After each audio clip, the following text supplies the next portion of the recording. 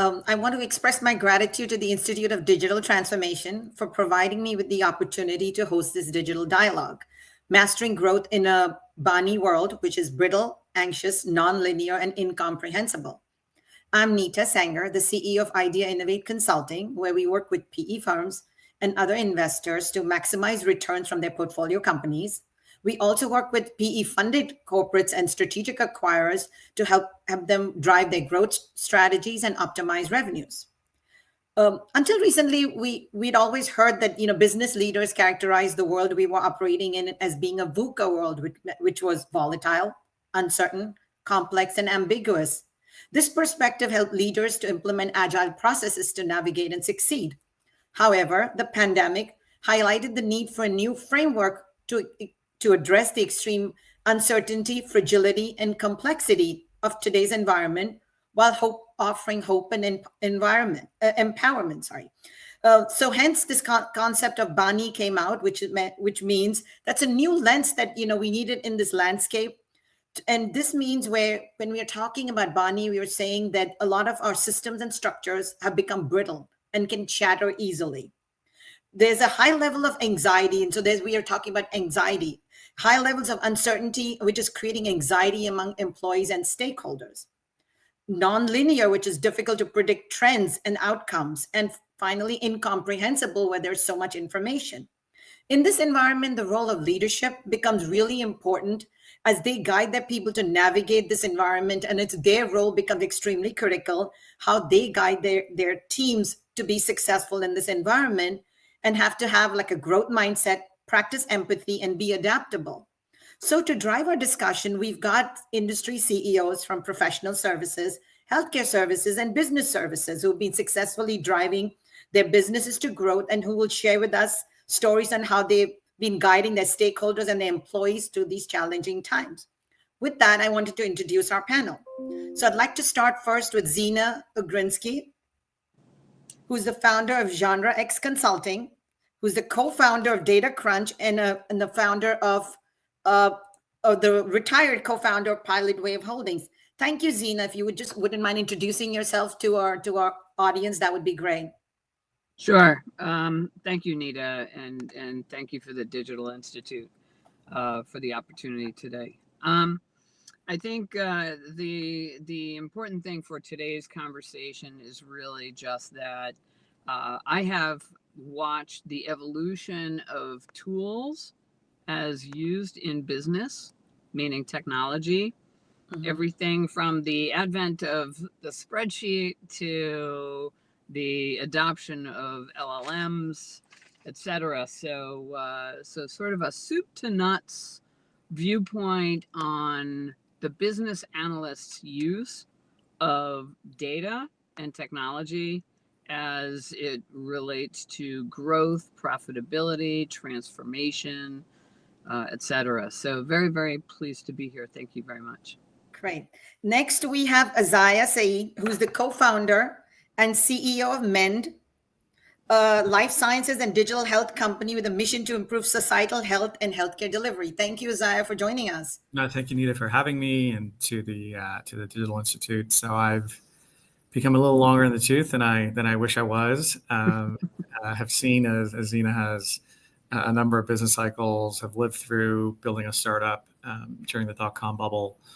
And in my career have straddled roles both in a large corporate context, working for firms like Deloitte and Citibank, where I was really at the kind of the forefront of thinking about disruptive change and how to position against it, as well as a number of startups in the technology realm. And I'm currently co-founder and CEO of a unique company, which I'll get into in the course of the discussion. But this is an important topic, and I know we're all disoriented with the level and pace of change, and as leaders need to develop some tools and frameworks that allow us to navigate this extraordinary period that we're in. Great. And then our last panelist, but certainly not the least, is Jeremy Dubois, who's the CEO of Prosperity Partners, a firm that provides sophisticated tax planning, consulting, and preparation services to small and mid-sized high-growth services. Thank you, Jeremy, for joining us. Thank you, Nita, and to the Digital Institute for having me. Most importantly, Nita, we've gotten to know each other over the last 6 months to a year or so. We've done a couple of these things together, and I'm honored and appreciate the opportunity to be on this side of the panel with you moderating and asking some questions. For the audience here, I am in the coolest industry out there. Whoever would have thunk it? But right now, accounting is going through a digital transformation, and private equity has gotten really excited about the industry. And so, I'm going to share some stories today about how we're navigating what is a very fast evolving accounting landscape, and talk about some of the things that we're focused on to ensure that change happens in the right way, and then we can stay ahead of the curve in an industry that is, as I mentioned, about as exciting as it gets right now. So, Nita, thanks for having me. Great. So let's get started. So Azai, let's start with you. You established MEND to improve the health of society and focus on wellness and prevention. So would love to hear sort of your thoughts, like what's the impact, especially in this world that we are in, on with healthcare, on society, and how you personally have been making decisions for your business to drive growth, given with all these changes that are going on and in a startup and context. Yeah, and that's a pretty big remit, and I don't think there's any one company out there that's positioned to solve the myriad challenges that we face in societal health and healthcare. Unfortunately, the numbers are, when one reflects on it, rather depressing and headed in the wrong direction. So we need as many smart leaders and innovators coming to the table with solutions as possible to get us out of a trajectory that I think is not only unsustainable, but really leading us towards a crisis on many levels. So I think, look, I think in healthcare, if COVID taught us anything, is just how fragile healthcare is. We saw hospitals be brought to their knees in terms of their ability to service and take care of patients. And I can guarantee you this won't be the last pandemic. Unfortunately, there'll be others that will challenge us in the future, and perhaps even more thorny ones than the one that we faced. In my particular industry, and I know in healthcare more broadly, supply chains were a major problem. We happen to develop solutions that are distributed to patients in various form factors, and plastic being one of the recyclable plastic, one of the ways in which we deliver our food as medicine solutions. And I can tell you, for a period of time, all the plastic was really coming from China. And when supply chains were disrupted the way that they were, it became very challenging for our partners to be able to actually source and deliver our solutions. Our costs have gone up across the board because of supply chain disruptions, and that's a challenge that's sustained, and supply chain continues to be a challenge. We've had some very significant in healthcare data leaks and data hacks that have caused everyone to become very nervous. And so when a firm like MEND, who's a fairly young emerging startup, goes to work with a health institution, now we're really hearing a lot of caution from healthcare systems on how they make their EHR data accessible, if at all. It's a really critical part of doing our business, but the reality is they become very, very, very anxious about sharing that data. On the side of anxiety and stress and worry, that's become an epidemic in society in general, and we can unpack just the numbers on that are across the board going in the wrong direction. But if you look at it from the professional perspective, 30% of nurses left the profession altogether during the pandemic. Mm-hmm. Fatigue, wear out, et cetera. And so we're facing a situation in healthcare where hospitals and doctors are continuously expressing burnout. You have a lot of the professionals leaving the profession. And if you look at the graphs and charts and the projections going forward, we're going to actually have a very significant shortage of clinical professionals that are needed to provide care for an aging population. On the patient side of things, you have very significant rates of anxiety and depression in society. And one of the indications that we play in at MEND, which is in total joint replacement, the data is 30 to 40% of patients are actually going into that major surgery with a major anxiety or depression challenge. So as you go across the board and kind of the BANI, whether with AI coming online and the very disruptive access that's going to give, I'll just give one example of something that I've written about in the healthcare context, because I'm very interested in longevity data and longevity research, is how disproportionately will the solutions that come out of all this longevity research and AI research into living longer be available to the society? Does it mean that we'll have more disparity, and those who have access and wealth will actually live longer and better than those who don't? And how much disparity will that actually create in this whole longevity realm? So the framework is applicable, kind of across all of the dimensions of it in healthcare with numerous challenges. And as a firm, we're really grappling with the set of choices we need to make with all of these technologies, make them in an ethical way, make them in a way that really is at the core ethos of what we want to be, which is about impacting as many lives as we can, not just the privileged few. That's something that's always top of mind for me as we go forward with our mission. Great, thank you. Jeremy, as you mentioned, now audit, tax, and advisory is becoming the most exciting space, and it's very close to my heart. So would love to hear, as you are you've been one of the people who've been doing really well and actually growing your business in a very systematic fashion, but it feels like the industry is very brittle and headed towards potential disruption. Would love to hear your thoughts of how are you approaching this in this environment where there's so many changes taking place. How are you kind of growing the business? Can you share with us, what have you done, some of the steps that you took to actually grow your business, and then make sure that you bring all your people along as you're growing the business? Yeah, absolutely. First off, for 𝗂𝘃, on the longevity front, I just started taking turmeric, so I'm hoping if I add that to my multivitamin, that's gonna help me on the longevity front as well as I'm watching the various documentaries on Netflix and Hulu and whatnot. So perhaps afterwards we can have a conversation of what else I should be taking.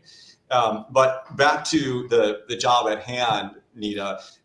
Which is, you teed me up a little bit, so I'll do a bit of a shameless plug as well.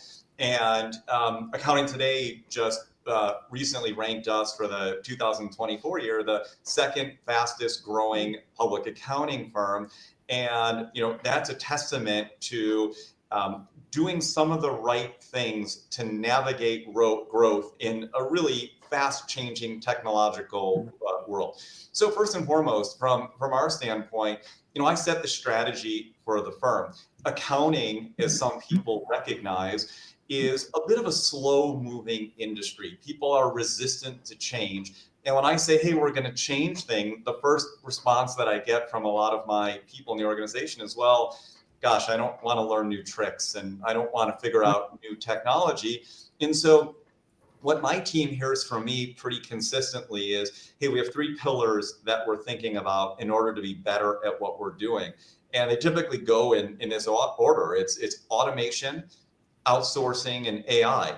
And it starts with automation, which is how do we do more with less? To some extent, the days of people inputting information into a tax return, those days are done. So firms that are continuing to do this, they're already way behind the curve. And same thing on the audit side, right? There's OCR, there's all these other tools, but it goes well beyond there. And so we're finding ways to use automation and build it into our processes to make sure that we're much more efficient. Secondly, the outsource. Look, if you've been reading the Wall Street Journal or any of the accounting publications, which, perhaps some of you are, you've seen that there's less and less people in public accounting. So more people are retiring, less graduates or less college kids are going into accounting for their major. So all of us as leaders of accounting firms have to figure out how to do more with less. And, one of the solutions isn't all that complicated. It's you start using outsource, but just saying you're going to use outsourcing and offshoring isn't enough. You have to build your team. You have to build your processes. You have to integrate it with everything else you're doing in order so that the outsource process is part of your overall approach and engagement team. And we're working really hard to do that. And then finally, in the third pillar, it's AI, right? Because everybody's talking about AI. So of course I'm talking about it in public accounting. But the thing is, we don't exactly know how it's going to exactly work. I've heard from some of my friends, hey, Jeremy, your people who are preparing tax returns, come on, their jobs are gone in 3 years. I'm like, yeah, yes, AI tools can sort of prepare tax returns, but there still continues to be some element of human nature and wanting to get advice and having conversations. So I don't think it's going away so soon. But what it's doing is it's acting as an assistant to make us better. So when you're using the research tools and you're adding an AI component, you're not necessarily cheating on your homework. You're getting a higher grade on your homework because you're adding some other tools to make you a better, more well-rounded professional. And people always ask me, hey, what AI tool are you using? Are you chasing the greatest and shiniest, object? And the answer there is no. We're using the AI tools that fit into our ecosystem. So for anyone out there who's listening, who's selling some AI product and you want to come to me and sell it to me, unless it fits into the existing ecosystem, I'm not particularly interested in. And so that is where we're using AI to ultimately be better. And some of the biggest tools that are out there are going to continue to expand and really build it into the best products that are out there. So, at a simple level, I'm trying to get my team focused on our strategy. And if they buy into the strategy and start to see some results, they get excited about it. And, just finished our first tax deadline of the year, which is kind of a first big deadline for us. And, walked away with the team feeling pretty pumped up and excited because we put into practice all of these strategies. And after a transitional year last year, they're really starting to work. So that's the approach we're taking. So Jeremy, I have to say two things. First is when you said about turmeric. So you do realize, like, I'm Indian, so we've been having turmeric like since I've been like a kid, and it's like all our generations before us have been saying, you got a problem, have turmeric. Your throat is hurting, drink turmeric. Something is hurting, put turmeric on you. So we've been kind of doing it, and now it's kind of interesting how it's kind of gone global. Now everybody's like, turmeric is like but it really is very good for you. So I'm glad you are taking it. On the other thing, I agree with you. I don't think that, everybody gets very excited about AI. Oh my God, it's great. But at the end, what it's doing is to make the human much more efficient. So I don't think auditors are going away. I don't think tax professionals are going away. But what AI is going to do is to make them much more efficient. So they're going to be enabled by it. And so that they can spend their time, instead of spending time ticking and tying, doing the more value added, providing insights. That's what is actually the key that they're bringing to the table, which now sort of brings me to the thing that at the end of the day, it's about humans. And I think even in this world that's getting increasingly complex with technologies, at the end of the day, it is about people. And so, Zina, this brings me to you, because I know you've been doing technology for all this while, but would love to get your perspective as to, with all these changes, like, and the people aspect of this, because I know this is like sort of a topic that's near and dear to your heart. Like, how are you dealing with that? How are you making sure that you bring people along on the change journey? Because that's what it sort of feels like they need to be taken along on.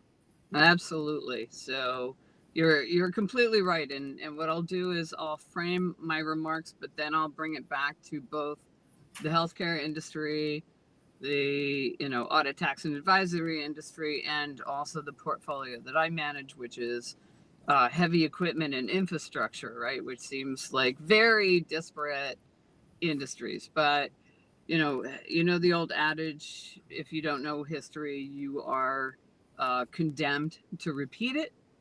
All right. So if you think back to sort of the 90s, early 2000s, the focus was really spreadsheets and data warehouses, right? Everybody wanted their one central version of the truth. And was it, did anybody really claim success? I mean, I had a litany of clients all the way from, say, Intel and Cisco to the New York Times in printing and publishing, right? And those problems were all the same. How do we get access to our data, and how do we use it? And so, so that was the 90s. And then the 2000s, you had the advent of multidimensional analytics. And what did that do for us? It allowed us to have a conversation with a much larger data set. So, for example, Nabisco could finally figure out the profitability of a roll of Lifesavers, peppermint, Christmas packaging in Ohio through this distributor, sold in convenience stores, right? There's about 7 dimensions plus, your chart of accounts and time, etc. And really that was a major breakthrough. So for the beginning of the 2000s, companies were trying to figure out, how do we leverage this? And they did it in 2 ways: basic BI which I consider the rear view mirror of the car. I happen to be sitting in a car. And what we used to say is there's a reason the windshield is so much larger than the rear view mirror, right? Because you want to see what's behind you, but you want a big window on what's coming. And so the move, to BANI was a response to a number of things. In the 2010s and beyond, we started applying statistics to data in a very maturing way, I'll call it. And as much as that allowed us to gain insights from the data that we finally had access to, compute power got much stronger, right? And we could store that data. So you started incorporating more and more data into your analytics. I'll use 𝗏 as an example. The human brain can retain about 11 dimensions. Just if you're thinking about like the Nabisco example I just gave, that's an easy one. But then you have companies who will say, well, if I can look at those 10 dimensions, like maybe I'll do 25 dimensions. Maybe I'll do, in 𝗏's case, they did 128 dimensions, which unfortunately made the model so complicated that no one could find any data anymore, right? You had to really know what you were looking for, and it became a needle in a haystack. So not exactly the promise of advanced analytics. So what I'm seeing now is the same over-rotation to LLMs, ChatGPT, and this idea that it will be a rip and replace. Like this is going to replace pretty much everything because it knows everything. And that is really the wrong way to look at this. LLMs, ChatGPT, and all of the other market offerings are really just an additional tool in your toolkit. But there are 3 things that are important. 1, you have to have the data. 2, you have to pick a technology. And by the way, don't go, overboard on that, right? Because there's so much overlap in tools in the market now. You really want to think about what is the problem I'm trying to solve and pick the right tool for that. And the 3rd piece, which is, Nita, where you started your question, is people. Okay? We know that large language models hallucinate. We know that machine learning and RPA solutions that have been put in place have a tendency to drift. So it's called model drift. So you always need people monitoring the results. And, and now people are just incorporating so much more data into their analyses. So, for example, in healthcare, we went from, how soon could we release a patient? How quickly could we get them well? To being measured, so HCA, for example, in Nashville, was wrestling with how do we move towards metrics that involve community health. That's adding a level of variables. We can't control them all, nor can we even know them all, right? And incorporate them into our models. But we're being measured on it. That was sort of one complication and demonstrates the challenge when you have too much data. So for audit, tax, and advisory, the problem is a little different. It is, how do you automate as much as possible without losing the level of accuracy you need, because you're dealing with numbers and accounting, and the rules it's a very rules-based business. But at the same time, you're trying to take people who have lived in this very rigid world for decades and trying to shift their thinking to be, for example, if it's not an SEC client or, there's no independence issue, how do I cross-sell? How do I increase my book of business? And to address what Jeremy was describing as this sudden interest by private equity, the expectation is not that you will grow your book of business by, double digits. They want to see 100%, year over year. The big thing that private equity always says, I want 10x my money back, right? And now think about what that means in terms of the growth expectations on people who are not accustomed to that. And then, the third example I'll give is infrastructure. Infrastructure has construction, electrical, transmission line building has traditionally been a tech laggard industry. So, what we've been doing is looking at these SMBs, because a smaller organization is easier to turn into a true digital twin, so that you can start pulling levers and validating your thinking, but also thinking about how do I modernize this industry using the tools we now have. So for example, are we going to implement a drone inspection program? Right now we're using data, we're using visual images, heat map images to be able to start predicting the maintenance on transformers and high voltage lines, etc. And this is an entirely new place. So why is this so hard, right? We have all the tools now to solve the biggest business problems that exist. We have to bring the workforce along for the ride.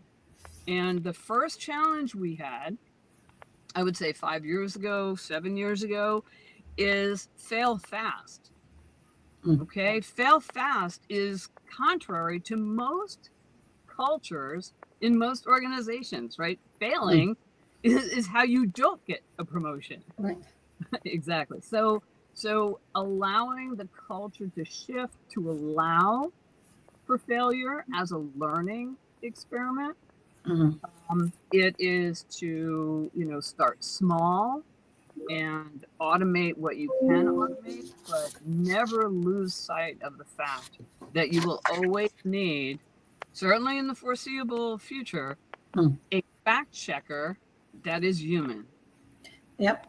So now as we move away from this, I want to actually ask you guys as leaders some questions about how you're dealing with this environment, because to me, that's what makes this more interesting, because we know that change is hard.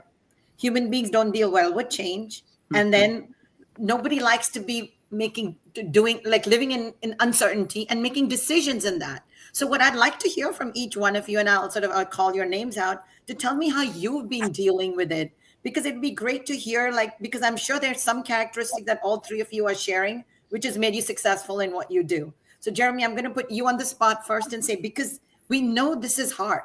And how are you personally dealing with this in a world that's changing, in an industry that's changing, and you getting a lot of pressure from everyone? How are you dealing with all that uncertainty and change and navigating it? And then would love to hear from the others as well. Yeah, first and foremost, I'm glad Ẓina is not my private equity sponsor, because if I had to do 10x on our business, that would be a challenge. I mean, we're going, if we have a 5x on our first turn here, we'll be feeling pretty good about it. So, but Zina's point is really important when she talks about data. And Nita, you asked the question about how are you dealing with uncertainty. And one of the ways that we address it is with data.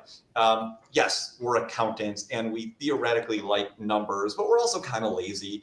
And we don't do a great job of looking at what are the relevant numbers to our business. In the old days of these accounting partnerships, the only number that sort of mattered was, did you make a few more dollars than you did last year? If your income went up, most partners were saying it was a good year. But in a private equity backed world, that's just not enough. You have to look at things like realization, utilization. And in our world where, we're also, in order to get that large growth, we're acquiring other businesses. we have integrations. And so you talk about uncertainty. One of the biggest element of uncertainty is how do you successfully integrate a business? And again, this has been happening in M&A for the longest time, the biggest challenges of integration. But now the timeline has accelerated. So at least in our industry with private equity coming in, I don't have 3 years to get an integration right. And that creates a lot of uncertainty. I need to buy a business, integrate it, have a very strong playbook.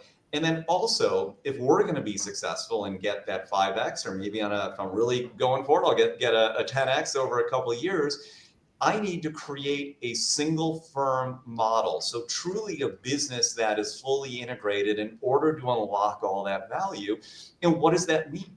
That means I need to be able to know when somebody in some firm that is out of my geographical location has capacity, and I can use that person and plug them into another area of my firm and do it fast and successfully. And in order to do that well, everybody has to be on the same tech stack.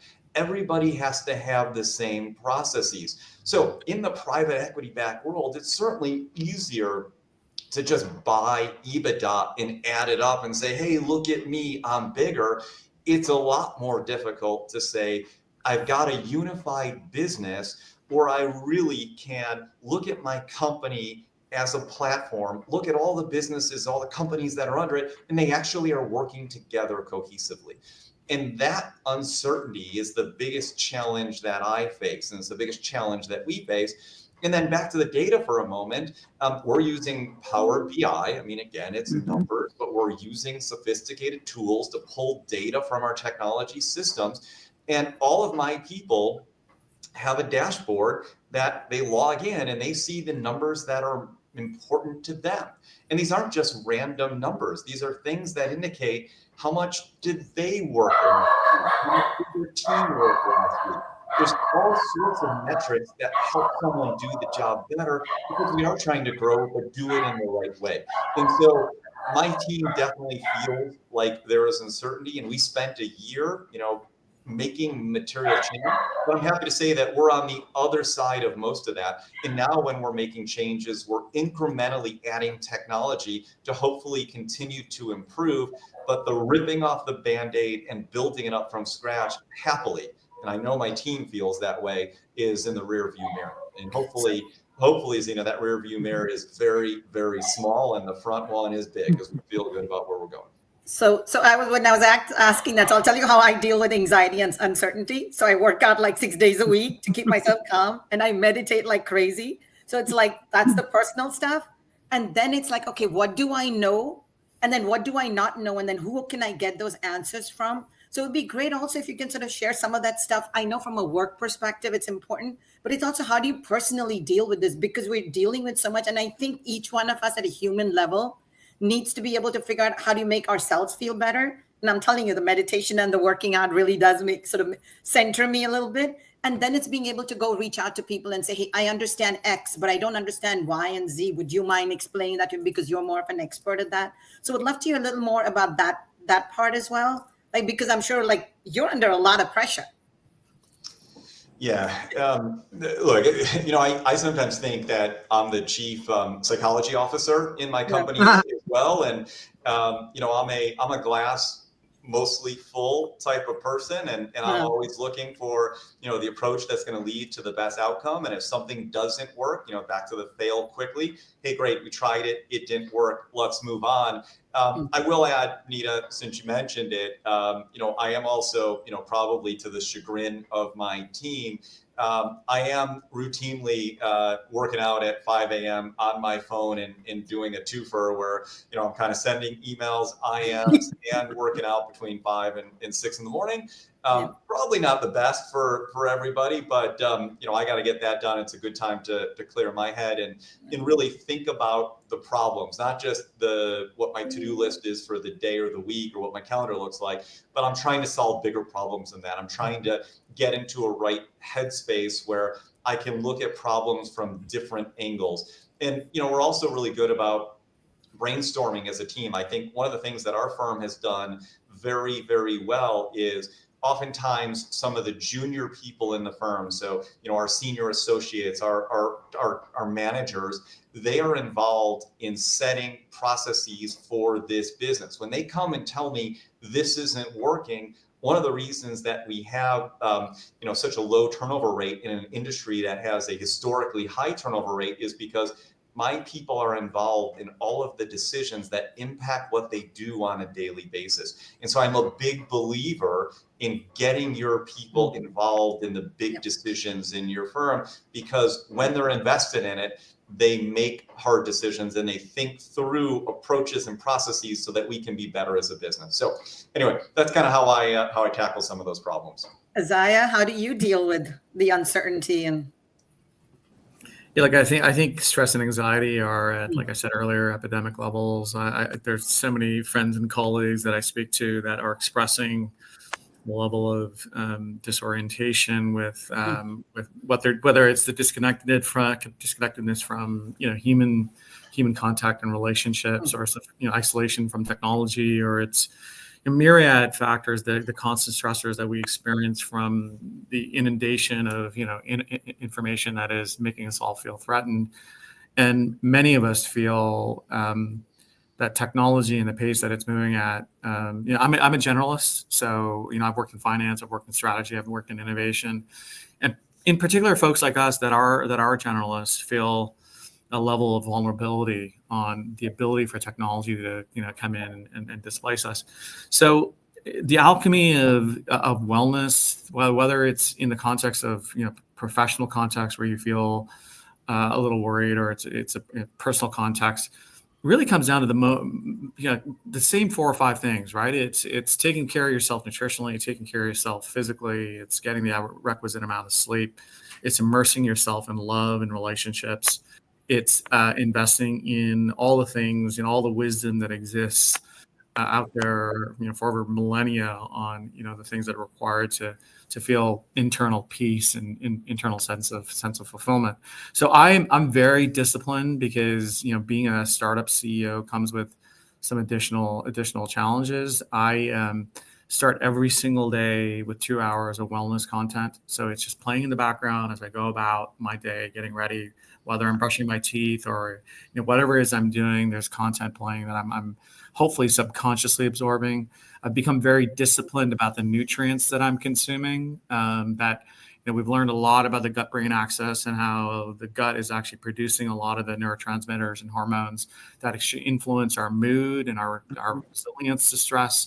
So I've incorporated those things into my diet, and then really being very deliberate about over-indexing on love and relationships, because that is the number one driver. There's a very long study, the largest study ever done on happiness was done out of Harvard. And they said, unfortunately, after 85 years of research, we've only got one conclusion from this, and happiness depends on the quality of your relationships. So as we enter into this very uncertain environment that gives us all anxiety, there are core pillars that we can all invest in that'll make it just a little bit easier. And it's the things that I talked about in terms of wellness and nutrition and love and relationships. Zena, what would you like to add to that? Yeah, I want to bring it back to sort of the BANI versus VUCA. I don't know if you say VUCA or VUCA. VUCA is good, yeah. Yeah, it's what really changed was the volume of events that are, you just can't predict you can't model every single outcome, right? What we used to do in the VUCA time was, the assumption was that if I can get the data, if I can understand the data, then I can forecast based on history what future outcomes would be. And then, maybe I change some drivers, product mix, pricing, blah, blah, blah, to try to fine tune those to be the future. And what we found with COVID was that our supply chain was much brittler than we ever assumed. The data that we have at our disposal is so vast you can absolutely go into data overload. You can completely overthink it. So what I try to do with our teams, and I describe this as the next generation of forecasting, is bring it back to a specific problem that you're trying to solve, and then use that mathematically. And it's kind of a pivot from the digital twin. Okay, we've all been through, an attempt somewhere that we've worked to build a complete digital twin, and that is okay in the VUCA context, when history will sort of give you a direction for the future. And BANI is important because it gives us at least a framework from which to evaluate uncertainty. And, again, this is why we've got to take our people and do a couple of things. One, I'm a big believer in love, kindness. Okay. I've had many teams over the course of my career. I have done my best to try and find where people excel and let them do that, rather than, try and fix the thing that's wrong with them. That's never successful. That kind of an approach is very conducive to allowing people to learn the things that they need to learn in order to operate with the new tools we have. I mean, even something as simple, Jeremy, as Power BI, right? There are certain people who will be able to make music with that. And there are other people who, can I just get it in like a regular spreadsheet? Because I kind of understand how that works. And so identifying people's strengths, treating them with care and consideration, helping them identify areas where they can grow, will create a workforce that will accomplish things beyond what they would ever have believed they could, and so you have to create community, and that approach goes a long way to addressing the anxiety issue. Like, is my job going away? Am I an auditor who's, no, you're going to get better tools. You're going to be able to think about things. I call it the flipping of the 80-20 rule, right? You're not taking 80% of your time just putting the audit together. You're spending 20% of your time doing that, and the other 80% on how do I better serve my client.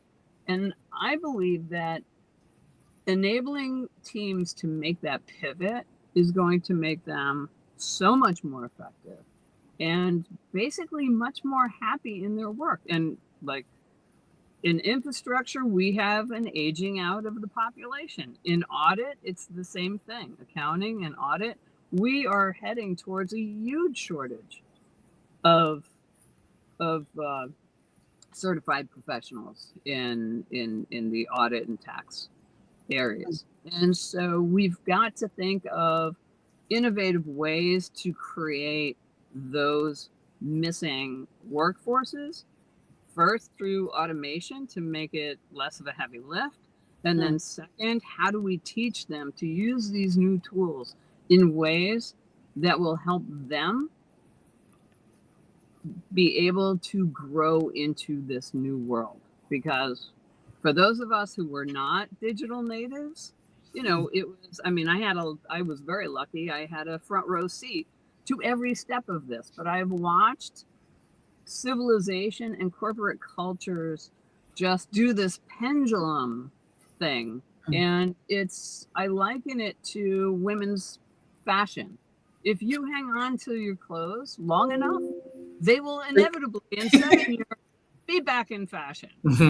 Never thought of it that way. So it's technology has been that way. There will be a consolidation in the AI space. It's already happening.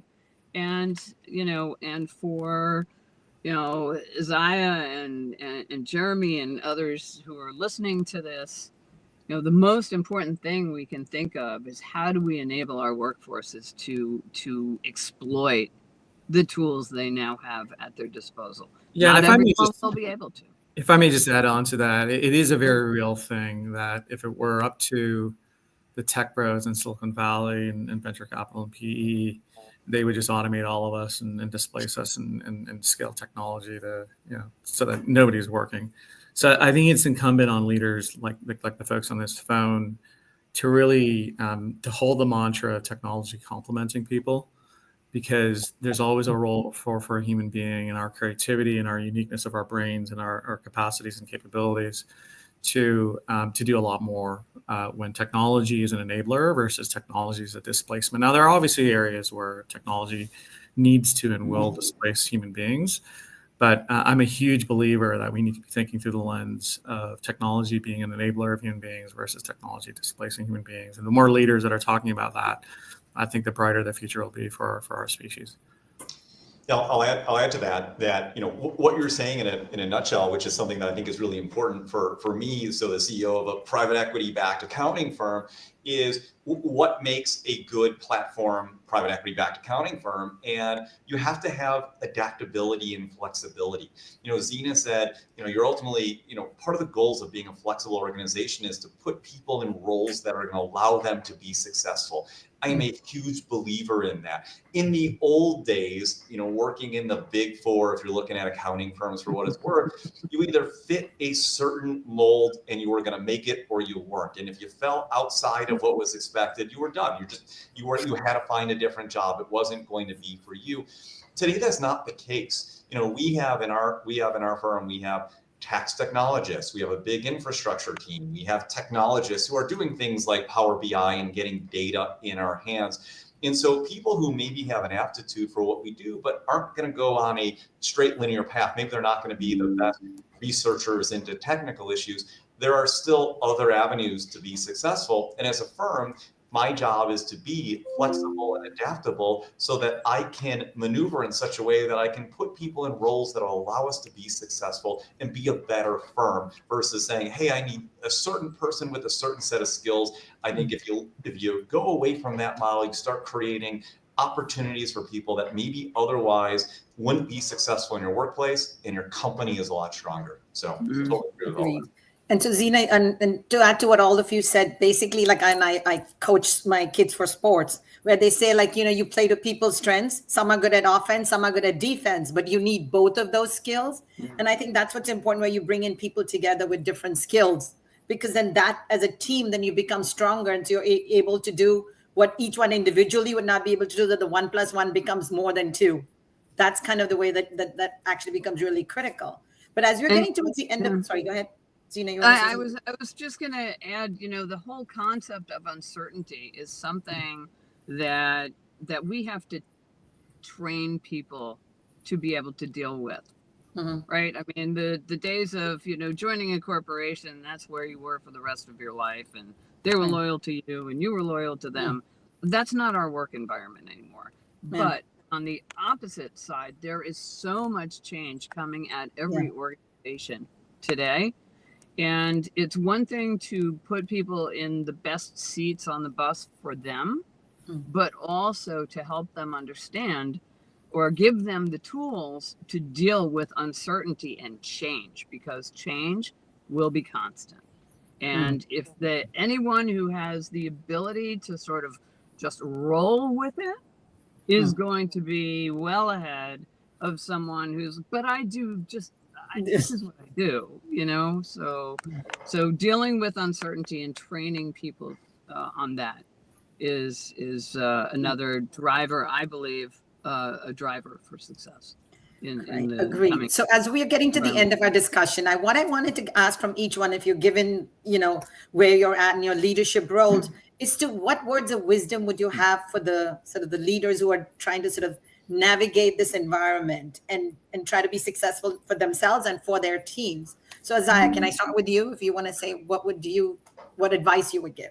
Yeah, look, I think having a strategy framework that you can anchor to, and we refer to them as our rocks, that's really anchored in your core purpose and your mission and why you exist, and all the things that we know to be true through business pedagogy for eons and eons and eons. So there's a document, a framework, a strategy that you can always point back to say this is where we're headed, irrespective of all the change around us.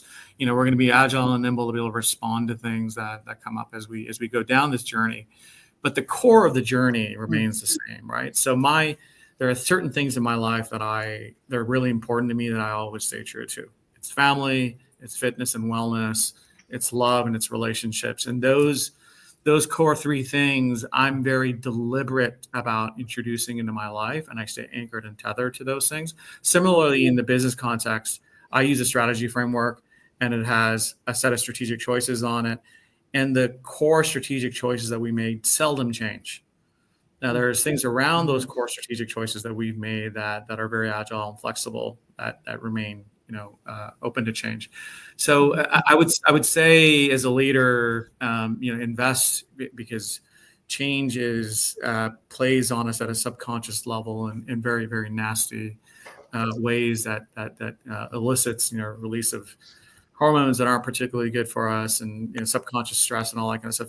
Double and triple down on your personal wellness if you aren't already. Most people at this level are really taking that seriously. And as it relates to the workplace context, remain tethered to those rocks, and make sure that you're socializing them with your workforce, because they're feeling disoriented. So the more frequently you can take the opportunity to show where you're headed and what your rocks are and those immovable things, I think the more they'll feel oriented towards, a level of certainty despite the uncertain environment that we're in. Got it. Zena, what are the words of wisdom you'd like to give to the people who are listening and for other leaders? I loved what Isaiah said. I've always felt that for everyone that is part of my organization, I need to know that they have connected their personal self to the mission, right? And that starts with understanding the mission, and then understanding any gaps they may have in terms of what they're able to bring to the mission. And again, when you connect them in that way, and doing it in a humanizing, in a way that reinforces a feeling of safety, that no matter what the technology is or the solutions that are coming that we're putting in, like, we're all a team, we're all going to be here to watch the end of this movie, this particular, whatever if it's a project or but the thing that I'd really like to leave everybody with is, do not overbuy technology. Technology is just an enabler. It is not the be all end all. And be very deliberate about your selections of technology. There's so much overlap, functionality overlap in the market now. There are families of software products / offerings. You have to start from where your problems are. What are the business issues you're trying to resolve? What are the automations you're trying to do? And find the right tool for that. There is no silver bullet that's just going to work for everything in your organization. So I would just add that. Got it. So I love what Isaiah said, almost like have a North Star where the firm is trying to go to, and then everything else goes around that. And then Zena, I loved what you said, to align, like you want people whose personal beliefs align with almost the vision or the mission of the company, because then they feel connected to it and they want it to succeed. They see themselves in the solution, right? Yeah. They know the role they play. Yeah. It's very, very helpful to creating super efficient teams. Yeah. And Jeremy, what would you like to add to that? Look, I think the first thing that I took away from this is I need 2 hours of wellness in my morning too. If I can swap that with reading tax notes for like half an hour, I think I'd be better off for the day. But moving on, I'll knock out my goals in a minute or less. So first and foremost, set big goals. You got to have big goals.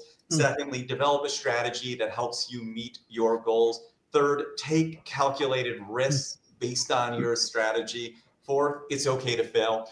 Failure makes you better. Learn from those failures. And 5, believe in the J curve. You're going to go down to go back up. If you do all of those things, you're going to hit your goals. Good point. So thank you all. No, this was great. Really appreciated your taking the time to sort of, share with us the wisdom of what has got you so far and how you guys will sort of look at things going forward. So really appreciate it. And thank you to all our audience. Thank you. Appreciate the discussion. Thanks for joining Digital Dialogue.